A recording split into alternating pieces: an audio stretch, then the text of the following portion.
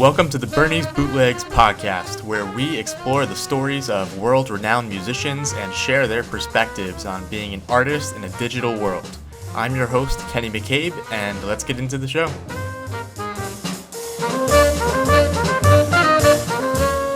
What's up, podcast? Today I'm bringing you my interview with tenor saxophonist Charles Owens. Currently based in Virginia, Charles lived in New York City from 1992 through 2004, and as such, we discussed the New York jazz scene in the 90s, Small's Jazz Club, why he likes to play in two tenor bands and in a chordless trio, why you should embrace fear and self-doubt, and Charles tells an incredible story about Joshua Redman. You can find Charles on Instagram at Chaz Owens, CHASOWENS, and also on his website, charlesowensmusic.com. And so without further ado, I bring you my conversation with Charles Owens. All right, guys, I'm here with Charles Owens. Charles, thank you so much for coming on the podcast. Bernie, it's my pleasure, of course, man. Thank you for having me. It's my pleasure. How are you doing? Doing great, man. Just got a bunch of gigs coming up this weekend and trying to stay in the practice room and be a daddy and husband and kind of juggle all those things, but it's great, man. I'm looking forward to a nice weekend of playing some saxophone. Of course. So how are you, dude? I'm doing extremely well. That's great, super well. Congratulations on the channel and like starting these podcasts. Like we're all watching really closely and happy for you, man. Yeah, well, it's just such a weird thing, you know, and I never would have imagined that it would have grown to be what it is. And for me, it's just something that I do because it's fun and I like sharing like music with people. And it's even more fun now that I get to actually talk to a lot of these musicians and get to like share their stories and get their perspectives on stuff. So that's just great, man. Yeah, it's just been all around like a great time. And so where are you based out of right now? Right now I live in Charlottesville, Virginia, and I do a lot of performing in Charlottesville and in Richmond, Virginia, which is just about an hour away from here, so it's a really easy drive to, and so I'm a part of both scenes, I would say. But you know, I lived in New York from 92 to 2004. Yeah, and grew up in Northern Virginia. Oh, okay, so you're from Virginia. Yeah, I graduated high school from New World School of the Arts in Miami, Florida, which is just an amazing arts magnet high school down there, and then in 92 moved to New York. Yeah. Gotcha. So tell me a little bit about your early musical upbringings. Was your family musical at all? Did they support you? Did they want you to quit? Like what was the situation? Well, my family was musical in that there was always music going, and my dad had really good musical tastes from the beginning. He listened to a lot of 50s rock and roll, but also listened to Janis Joplin, Rolling Stones, and the Beatles. He loved AC/DC. He loved Prince. He loved a lot of really, really great artists. He had a really great taste in music. And my sister was in the chorus, and she was into musical theater. But everyone in the family was always had radios and CD players and tape players, and were always playing music. And I just joined the fray really early. But when I was 8 years old, I went to an assembly at elementary school, and they had all the instruments laid out on the table, and when the band director picked up the tenor saxophone, something in me just loved the way it looked. I think really the first thing that really caught my eye was how the neck curves on top, you know, and I was just like, wow, that's really appealing, and also just how complicated it was, you know. So like that's why I chose the tenor sax. And I've been tenor sax player ever since. Of course, played tons of baritone, always being the bigger guy. Like, you know, band directors are like, well, you should play baritone. At least you can carry the thing. But yeah, man, that's when I started playing. And I've always played piano. There's pictures of me in diapers holding myself up at the piano just a few days ago. No, I'm just kidding. When I was a baby. When I was a baby. And so I've always been really fascinated by the piano and later the saxophone. I think what made me really want to become a musician at first, when I knew when I was around 11 years old, I knew that I loved music, and I listened to all kinds of different music, including Beethoven and Mozart. Been a Mozart stan since I was a kid, literally, and then I saw Amadeus, the movie, you know, which came out in the 80s, and won some Academy Awards. It's incredible. After I saw that, I just realized that I was going to be a musician, and so I got the opportunity to go to Duke Ellington School for the Arts, which is a great arts magnet high school in Washington D.C., and study under Davy Yarborough, who graduated after being there for something like 30 years or something. It was amazing. Um, and I also then I moved to Miami. My father bought a business in Miami, and so I moved down there and went to New World School of the Arts and graduated in 1992, and then went to the New School in 92 after that. And I was in New York from 92 to '04. Can you just tell me a little bit about why you chose to move to New York as opposed to try and make stuff happen where you were living at the time? Oh, yeah. Well, when I was 15 and 16 and in high school, I became completely obsessed with John Coltrane. Have you heard of this guy, John Coltrane? No, I don't think I have. Vaguely. Does it ring a bell, Bernie? Uh, Anyway, Maybe. anyway, yeah, just that's hearing giant steps, really hearing, how sometimes you hear a record and you're like, oh, that's cool, but there's a lot going on. You don't have time to focus. I was at my house by myself. My friend gave me a cassette with Kind of Blue on one side and Giant Steps on the other.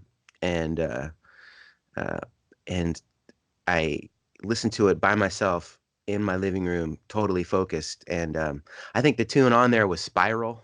Uh, his sound on Spiral is so huge and so expressive and so emotional. I just felt like I remember kind of having an epiphany of like, well, I have 10 fingers and he's got 10 fingers and he has a saxophone and I have one. And like, there's maybe a possibility where I could express myself in this manner. So, that's when I did it. But yeah, I went to high school partly in Miami and graduated. But generally, I'm a Virginia guy. Uh, yeah. Reminds me of a Dave Liebman story that he tells a lot, which is the first time he went to go see Coltrane live, actually, he saw him and then he came back home and he couldn't believe that the same tenor saxophone that was under his bed or whatever was the same instrument that he just Yeah. saw Coltrane play. So It's same sort very, of awakening, yeah. yeah. I was just like, well, wait a minute. This guy is making the saxophone sound like I'd never heard anything like it before. I never really heard saxophone players very much. My dad, I think, had the Smithsonian collection. And so I've heard, but my dad was like a rock and roll guy, and so jazz was something new to me when I was a teenager. And like, it just, it appealed to everything about my aesthetic and musician. Like, it was so mysterious and wild. I couldn't, I still think that. You know? So you get to the new school and tell us a little bit about what the new school was like and who your peers were there and what you were up to at the time. I got to the new school and the senior class, from what I can remember, if there's somebody out there that can correct me on this, I think this is 100% correct, but the senior class was Larry Goldings and Pete Bernstein, Spike Wilner, and Brad Meldow. And so that was like, I was like, wait, am I supposed to be as good as these guys in 4 years? Like, I don't know if I can do it, man. Like, these guys are amazing. And, it was an extremely exciting time. I got to meet so many of great masters. Let's see. I'm going to name a few of the teachers that I had there, but I know I'm going to miss some. But Buster Williams, Jim Hall, Jimmy Cobb, Bernard Purdy, Arnie Lawrence, Reggie Workman, um, and really the list does go on. Oh, Kenny Werner. I took 2 years of jazz harmony and theory with Kenny Werner. I took ranging from Maria Schneider. Like, it Wow. was incredible, man. Like, I was all of a sudden surrounded by incredible musicians. So, and I had great peers and musicians, really incredible musicians in Miami. But whereas I knew three or four, now I was surrounded by like literally hundreds everywhere.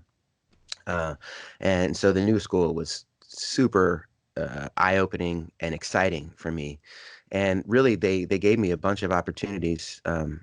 They gave me a gig at the Village Gate every Sunday. running the jam session that was sponsored by the new school. And so there I met, that's where I met everyone. I first saw Brad's trio there with Leon Parker and Ugano Kegwu. I met Ben Wolf there. He was one of the first guys that I met. Shouts to Ben Wolf. What's up, man? And so many people, man. All the people that I consider my friends, they came through the Village Gate on Sundays to sit in. And we also had a place before. It was called Deanna. It was just on 7th Street between A and First and A, and that was in the East Village. And that was one of my first places that I ever got a gig was at Deanna's. And the hang at Deanna's was like, it was me and Grant Stewart, Jay Collins, Eric Alexander, Sam Yahel, Meldau was always there, John Weber, Omer, Joe Strasser, Brian Floody, Stefan Schatz, Tom Abs, Jason Lindner. These were the guys that were hanging at Deanna's 92, 93, and more people. It was our place, pretty much before Smalls came into existence. Like it was the Village Gate and Deanna's. And those are all the people that I still consider my good friends. And, it's just amazing to have those connections still, to see everybody doing so great. We've lost some people. We lost Dwayne Burno. Dwayne Burno and I were really close. Dwayne Burno would come and do a $20 gig with me, man. He would take a cab to do a $20 gig with me because he wanted to play. He was like true G, like a real cat. And, he wanted to play music and he loved it. And so like, if you were good enough for him to play with you, then he would like give it all to you, not just on the bandstand, but like any other way. So, RIP, rest in peace, Dwayne Burno. Love you. But yeah, man. So those are all my people. And I went to the new school for a while. I didn't finish. Ran out of money basically. But it was time for me, at least in my mind at that time, to get out and start just playing, and I certainly did. At Deanna's, I remember Omer especially.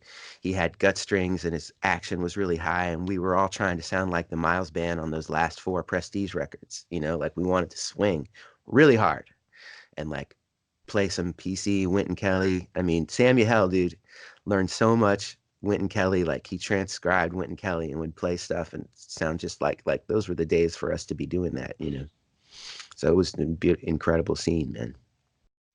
Yeah, I'd love to get really specific about what a typical day looked like for you throughout your 20s, because people see you now and they've seen you, on the scene for quite a long time now. But what you don't really see is kind of all of the hard work and practicing and all of that sort of stuff that you were doing, either in people's, houses or in a practice room or whatever the case is. So can you just tell us and be like specific about how much you were actually working on playing the saxophone and learning tunes and the craft in general at that time?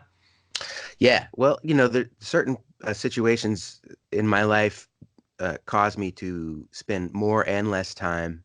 I come from kind of like a bit of a broken home, so by the time I was 15 or 16, I was living on my own in high school. Like I graduated from New World School of the Arts, and so I was pretty wild in my 20s in that sense of like, oops, sorry, in the sense of like I didn't have a lot of infrastructure in my life, but especially at the new school, I was practicing a lot at the new school.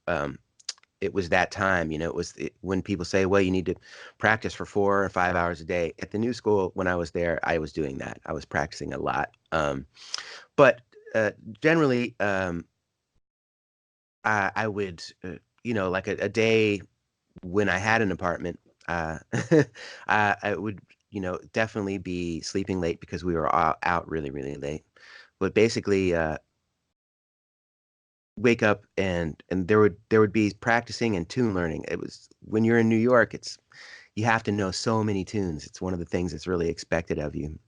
But it's hard, Bernie, to say exactly what a normal day looked like because there was almost never really a normal day. But let's see. At one point, I was living on Bleecker Street, and I was working the door at Smalls Jazz Club and helping manage the place with Mitch. So I think a good day would be for me to wake up in the early afternoon have a little breakfast, take a little walk, and then I would drive. At one point, I had a bunch of times I had a car in New York, which was an anomaly. But my mom used to love to give me her old cars, and one time it was a '82 Cadillac Coupe de Ville, and it was back when I could afford actually to buy a parking spot in a lot.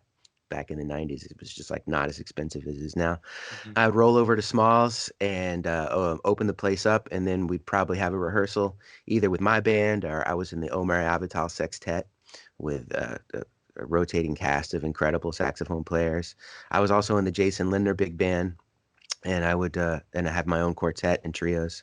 So we'd do a rehearsal then, and then there would be a gig, and then there would be a hang, and then we'd sleep late, wake up, have a rehearsal, play a gig, and hang. And it would be like that, you know. And the gigs would be, sometimes the gigs would be at Smalls, sometimes the gigs would be just like today, you know. Sometimes they would be more society things, they would be private parties, anywhere we could find to get a gig to play.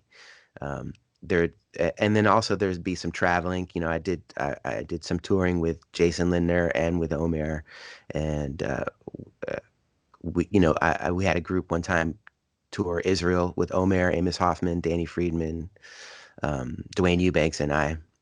That was a really fun one. You know, Jason Linder Big Band went to Portugal one time. It was great. So it was, you know, I still had to make money, and luckily Mitch, God bless Mitch Borden, first owner of Smalls, he really made it a lot easy for us, me and a bunch of us, to survive in New York. Um, Due to him giving me employment, not just at the club as a doorman and as a manager, but also playing many gigs there. I would sometimes play 5 gigs there a week. Every Monday with Jason Linder, every Friday with the Charles Owens Quartet, and then many more. Um, it was it was an amazing time for sure. I almost never had a day job when I was there, so it was a very bohemian lifestyle too. You know, certainly wasn't glamorous in the sense of none of us really ever had much money, but you know, we had this great group of people and this great place, like Smalls, of course. Um, and so it's hard, man, to say what a typical day was, but for a long time, that was how it was. You know, it was just waking up, uh, getting your day started by having a rehearsal or going to practice. I wrote a ton at Smalls too. I would show up at Smalls and it would be empty, and I'd have the key and I'd sit at the piano, and some of my best compositions were just written by myself at Smalls. So yeah, I know it's kind of weird, but that's kind of how I remember it, you know? Yeah, man. So Yeah. Smalls is obviously a club that you've been very much attached to, very much entrenched in the Smalls scene. You were in New York when it opened. And so can you just kind of paint a picture for us of like what Smalls was like back at that time and throughout the 90s? Because it was most definitely much different than you see it today. Yeah, it was. It was Smalls was started by a man named Mitch Borden, and he just kind of came to town. And Mitch is an extremely unique individual in that he is not a capitalist at all. He never cared about getting rich for sure, or even making money for himself on Smalls. What he wanted Smalls to be was a community of people coming together and kind of running it themselves. He had some he dealt with a couple of people right at the beginning that kind of, I don't know the whole story, but basically screwed him over as far as getting a liquor license. So he didn't get a liquor license. So Smalls was bring your own. Hmm. Uh, and that turned out to be kind of a blessing because Smalls became known for having jam sessions that would go until 7 in the morning. And that is not a myth. That's not, that actually did happen, and later. Or earlier, as the case may be, you know. And so Mitch started it as a place. He literally wanted to start a new scene. He didn't want to open up a jazz club and start profiting off of jazz musicians. He cared about the musicians first, um, and it was something that was apparent early on. So no liquor license, you bring your own beer, and therefore no last call. So that's why we were able to go so late or early, is that we didn't have to stop selling liquor because we didn't sell liquor. It was $10 to get into Smalls, and you could stay and come and go all night. So again, not a lot of profits like in mind for Mitch, you know. Um, and it was pretty wild place. You know, you could smoke in clubs, so it was really smoky. Um, and It was kind of the Wild West. I mean, oftentimes I would be the only one there running the door. Inside, there's nobody running place. There's nothing to run. For a long time, Mitch used to get there was a burrito place really close to Smalls, and he would go every day and get the rice and beans that were left at the end of the day at this burrito place. He would get the rice and beans and chips and salsa and bring it over to Smalls and feed anyone who would come in and need food. And man, for a long time, people really depended on rice and beans and chips and salsa from Smalls to get their food for that day. And it was amazing. And then it just stopped being viable. Um, and I think the burrito place just closed or something like that. But for a long time, that Mitch was even feeding us, you know. And I I met everyone, you know, I said this about the Village Gate, but you know, the Village Gate was only open for about a year and a half until when I got there, and then until it closed. So Smalls is still open. And I worked there for so long, and I played there for so long. I met everyone that I could meet came through Smalls, and I had some of the most exciting musical experiences in my life. You know, I, for example, Smalls was situated in such a way that like Meldau would be playing the Vanguard with his trio. I remember a specific night. It was Meldau was playing the Vanguard with Jorge Rossi and Larry, and I called him up and I was like, "Why don't you come play?" It was on a Friday night. I used to have the Friday night jam session at Smalls for years, 7 years. And so I knew that he was going to be at the Vanguard. So I said, why don't you come over and play my gig with me after the Vanguard? And him and Jorge both came over. And I remember I got Avishai Cohen, the bass player, and then me and Grant Stewart. So it was like a quintet. And so like, you know, that kind of stuff just happened all the time because it was just viable and easy. And we all knew each other and we all friends. Um, and so the club itself was really exciting. It was wild. It was edgy.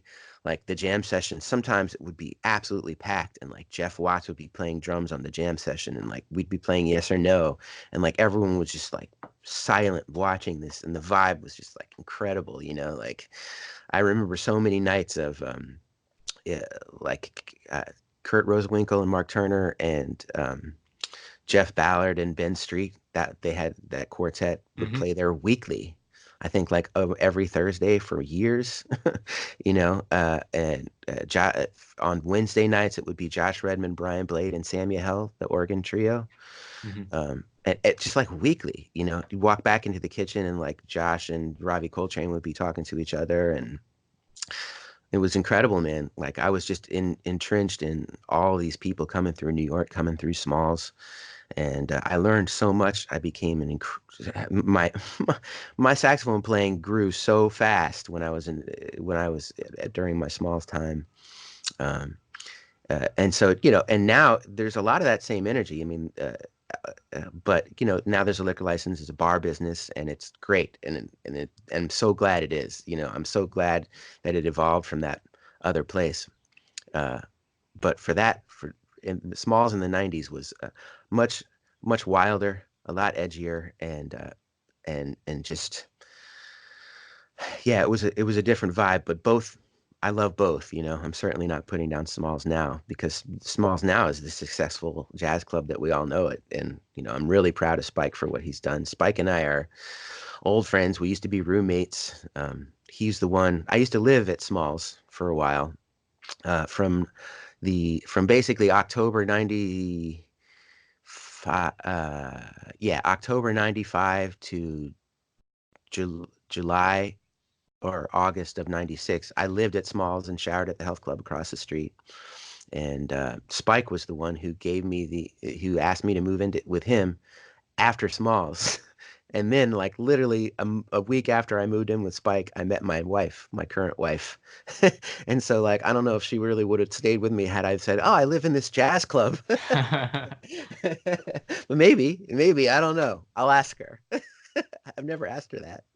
Yeah, but It was just a period of extreme growth and epiphanies and just wonderment and amazement for me, Yeah, and like you mentioned, Smalls was a lot edgier, at that time, but you could probably say the same thing just about New York as a whole, I would imagine. Yeah, for sure. When I was first going, people in Miami were like, well, don't go out after 9 o'clock. And I was like, okay. But then I was like, that's not going to work. I'm a jazz man. Like my gigs don't start until 10. So what then? I remember that there used to be a jam session on 11th Street between Avenue B and C. So if I say that now, it's like, oh, wow, that's a fancy neighborhood. But dude, it was not a fancy neighborhood back then, and it was kind of a scary neighborhood. And the jam session that's when I first laid my eyes on Pete Bernstein, was there. It was Grant Stewart, Pete Bernstein, Johnny Ellis, rest in peace, and I think John Weber. And so that was like, and I remember Grant saying, "Bring your bulletproof vest," and I was like, "Dude, what do you mean?" Like, you know.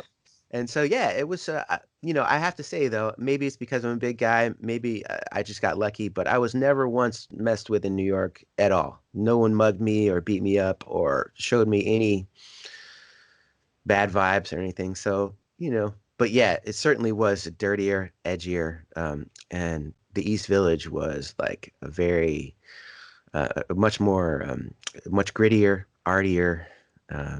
There'd be like storefronts where it would just be like an artist painting and selling his art, and like, who knows what the rent was. And it was a much different place, man, for sure. It wasn't just CVS's and yogurt places and banks.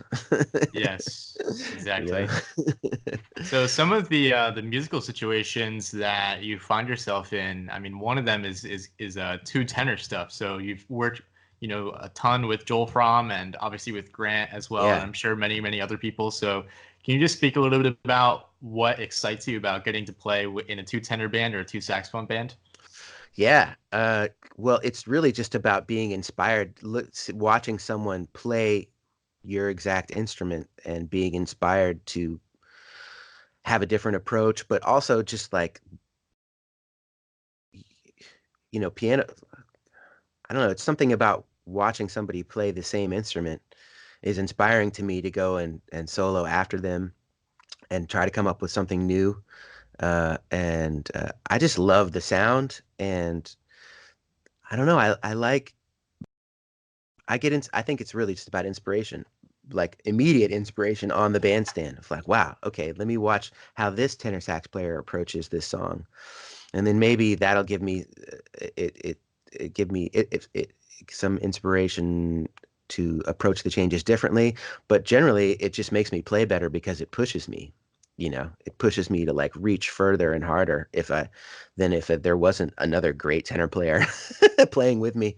And also, Grant and Joel are my friends, and they're both my good close buddies, and so like I just liked being with them. But they're also big influences, like Grant was my first saxophone teacher in New York, and he was the one who I first heard a tenor player live in front of me with this huge Sonny Rollins-esque sound, like really deal with chord changes in a sound voice leading way.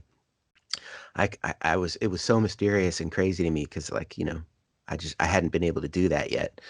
Um, so I think really it's just inspiring uh, to me to hear another tenor player right next to me. Um, and also I just love those guys. So I like playing without chords. So sometimes I would just hire if I had a quartet uh, budget, I would just hire another tenor player instead of a chordal player. Why do you like playing without chords? Well, I really love, well, first of all, it's kind of ironic because I love chords. And I'm a piano player and I do a lot of composing. I do all my composing on piano, and I play solo piano professionally. And I took I've always been really fascinated with harmony, and so I've studied a lot about it. And so I have my own idea about how I should be playing the chords on my gigs.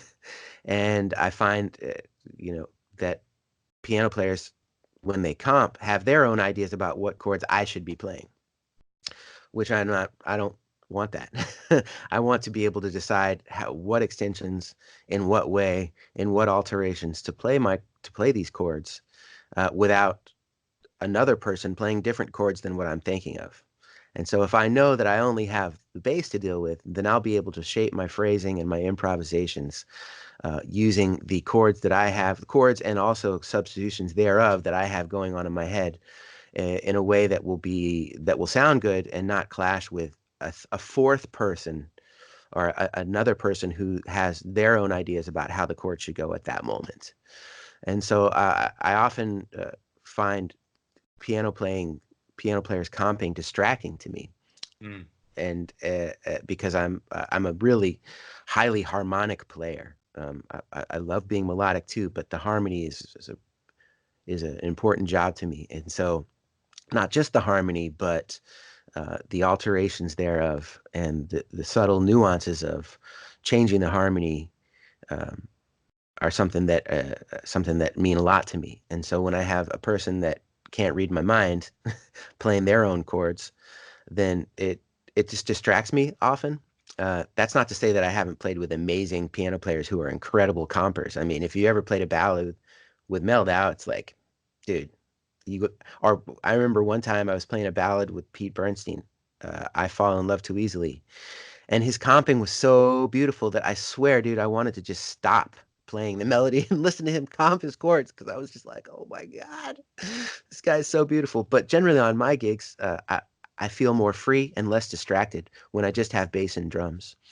And it's a wonderful feeling to be able to just play with just bass and drums and control the harmony. And I also find it easier to communicate with just two people rather than four. I mean, rather than three. So, yeah. Yeah.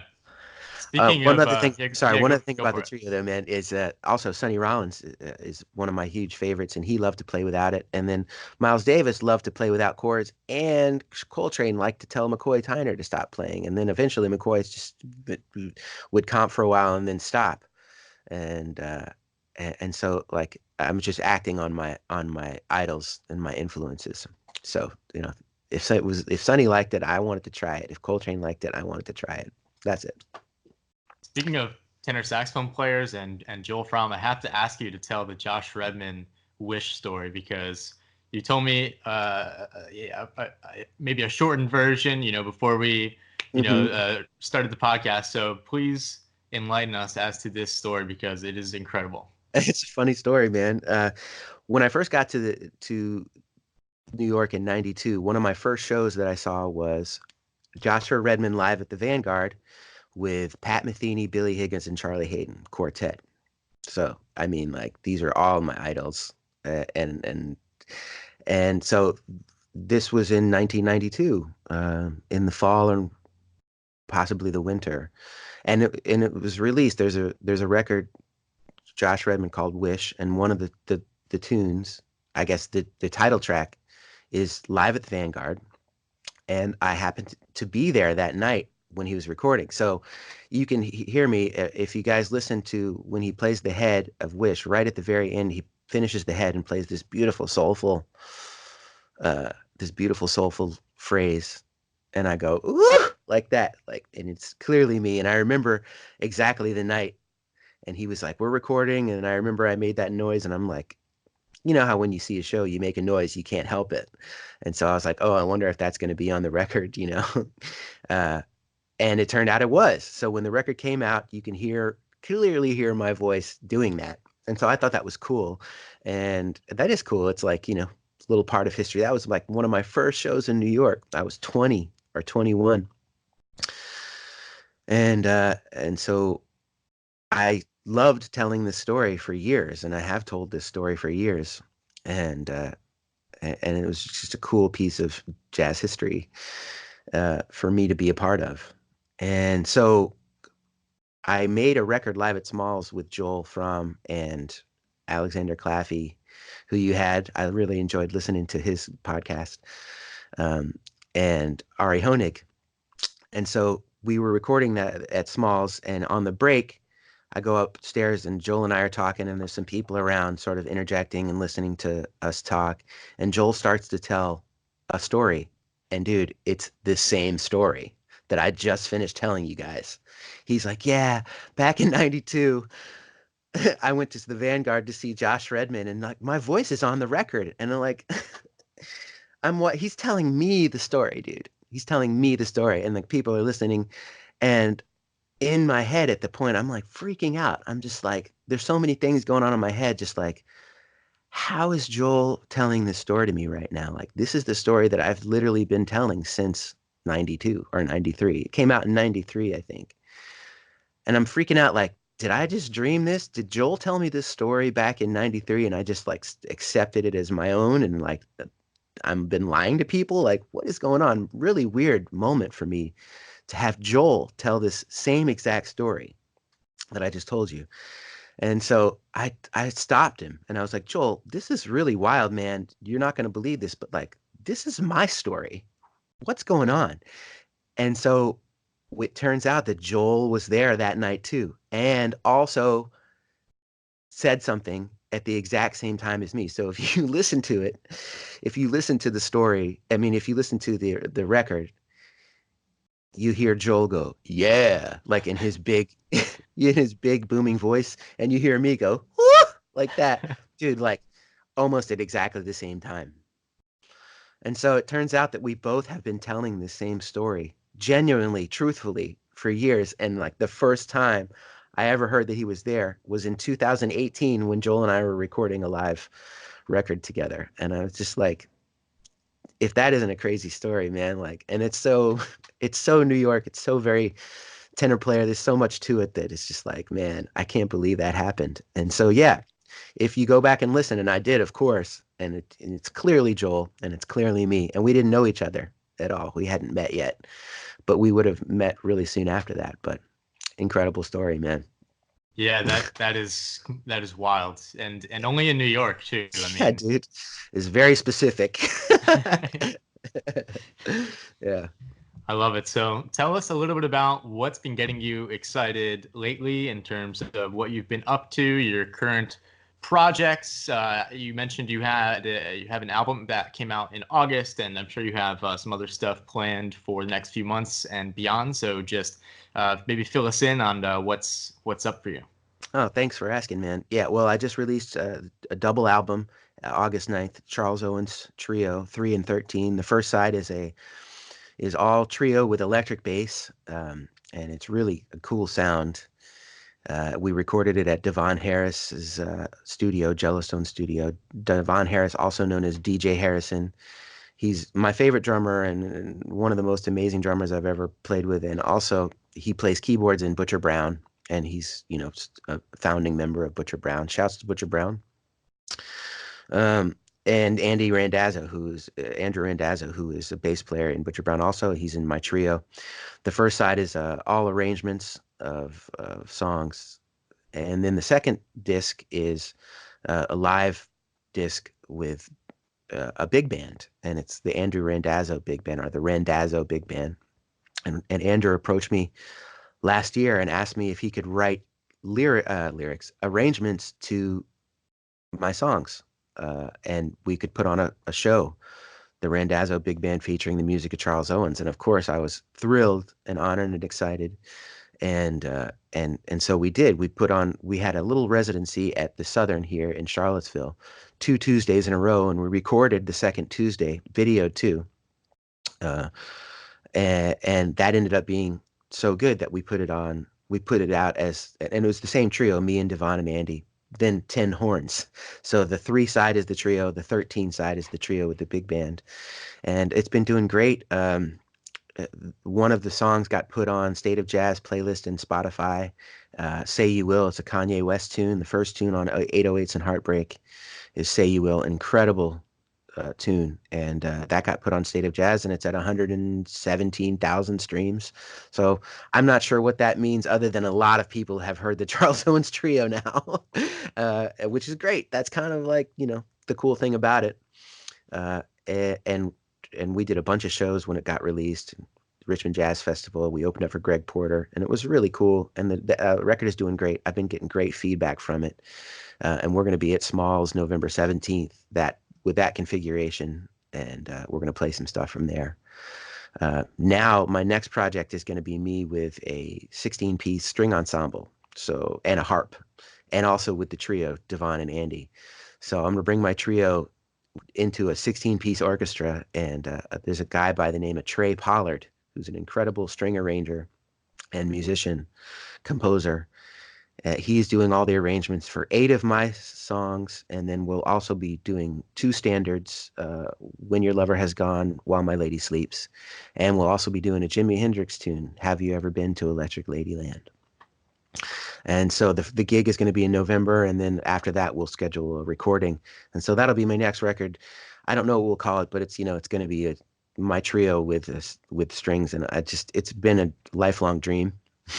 A literally lifelong, ever since I heard Charlie Parker with strings, to make a record with a string ensemble. And I love classical music. I said it before. I love Mozart, and to be able to play with the string ensemble of that magnitude is something that I never thought I could do, but it's going to happen.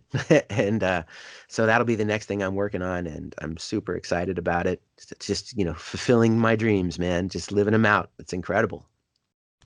Right on. So I also got to ask you, because I know that a lot of younger musicians watch the channel, and whether they be in high school, college, or out of college, but just starting their career. And obviously there's all the obvious stuff like shed tunes, transcribe. But knowing that a lot of up and coming musicians are going to be watching this, what, if anything, would you like to add to the conversation around advice for making it as a musician? Okay. Yeah. Let's see. I do a lot of teaching. I teach people of all ages and genders. I and all throughout the world. I teach people in Europe and across the United States via Skype, like we're doing. And uh, there's, like you said, there's going to be a lot of the same advice about practicing, learning tunes, but I think a lot of us have self-doubt. I deal with self-doubt a lot, and myself included. And I think it's important to understand that, if you look at my social media and you see my outward public appearance, you'd be like, well, why would you doubt yourself? You're surrounded by amazing people. You have all these gigs. You have like 10 records out, But if you really love music and you really love art, you feel a responsibility. It is your responsibility to not rest on your laurels and to keep getting better. And that can be really overwhelming, even discouraging. But self-doubt is part of the journey to getting to be better. So what you have to do is it takes a lot of self-love out here. There's so many people that are incredible, and that you're going to actually put yourself out there with them and say, well, wait, I should be considered alongside these people. It's going to feel like that. There's going to be times where you can feel like that you're the only one who's into what you're doing, and so you have to give yourself a chance to succeed. You have to be able to fail and to proceed without fear. I think is something that I say all the time, is you can't let fear be your guiding energy through this process, because if you do that, then your music will sound fearful and you're not really serving the music. Also, on the other side, you can't let your ego be the guiding light through this process. However, fear and ego are something that it's hard to get rid of. They're both, how they say you can't really create or get rid of energy.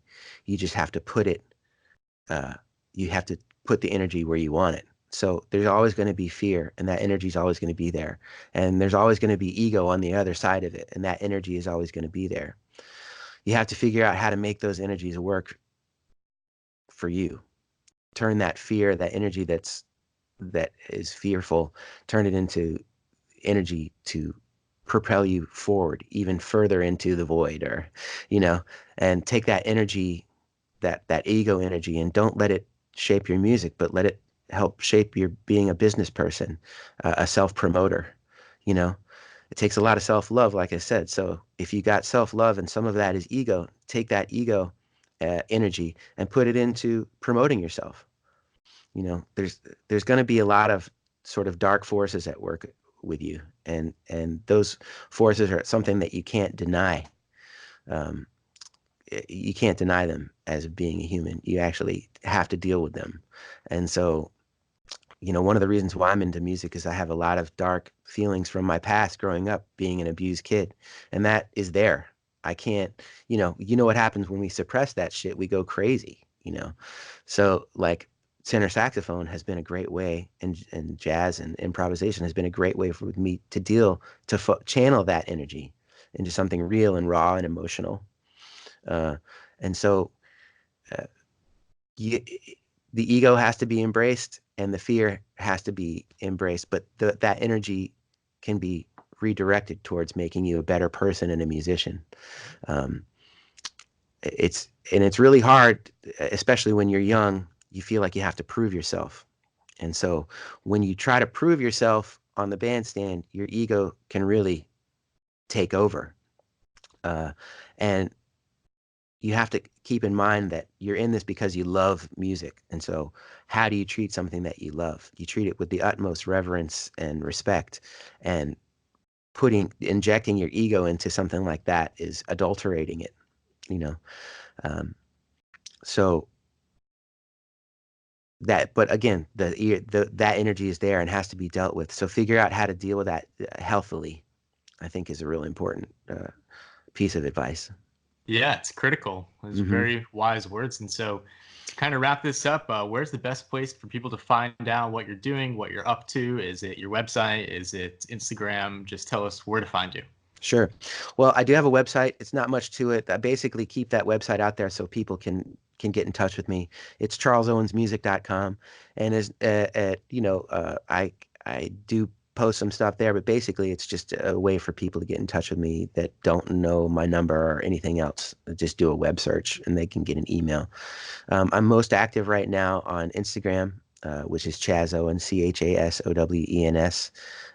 My stories, I always add daily to my Instagram stories, and uh, also I am on Facebook, facebook.com Charles Owens, and if I have a music page on Facebook, it's facebook.com Charles Owens Music.